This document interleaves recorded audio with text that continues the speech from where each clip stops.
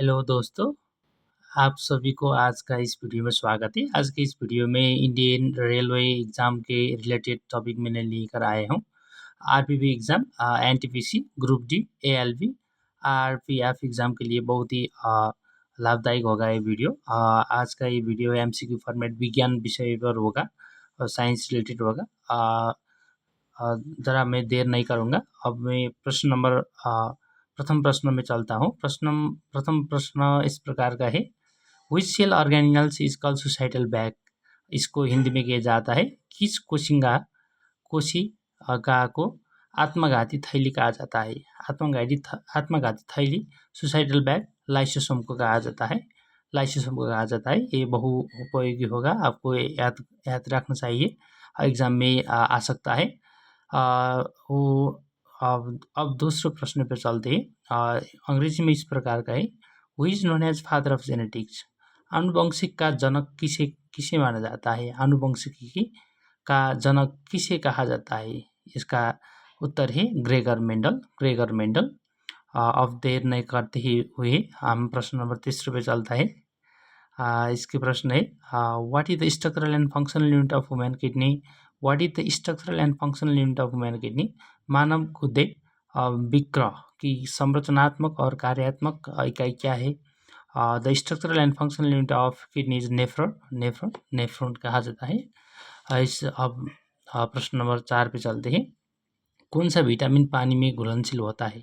कौन सा विटामिन पानी में घुलनशील होता है। Which vitamin is soluble in water.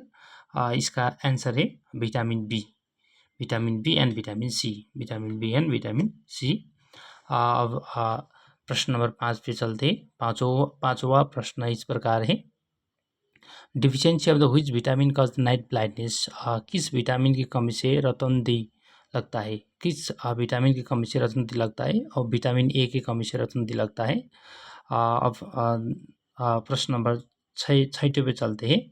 Which is the chemical name. What is the chemical name of vitamin C. Vitamin C की रासायनिक नाम क्या है। विटामिन सी का रासायनिक नाम क्या है। इसको एक्सकॉर्बिक एसिड बोलते हैं। अब ज़रा देर नहीं करते, चलते हैं प्रश्न नंबर 7 पे। प्रश्न नंबर 7 इस प्रकार का है, मानव रक्त का सामान्य पीएच मान कितना होता है। मानव रक्त का सामान्य पीएच मान कितना होता है। What is the normal pH value of human blood. इसका ये हल्का क्षारीय है। जब आपको पता चलना चाहिए, ये जब 7 में होता है तो ये न्यूट्रल होता है, और 7 के कम से होता है तो 6, 5, 4 होता है तो ये अम्ल होता है, और 7 से बड़ा होता है, 7 से बड़ा वैल्यू होता है तो क्षारीय होता है। इसलिए आपको समझना चाहिए, मानव रक्त का सामान्य मान कितना होता है, 7.6 हल्का क्षारीय होता है। अब ज़रा देर नहीं करते, प्रश्न नंबर 8 पर चलते हैं। किस हार्मोन को आपातकालीन हार्मोन कहते हैं। वो एड्रीनालिन भी कहते हैं और एड्रीलिन भी कहते हैं।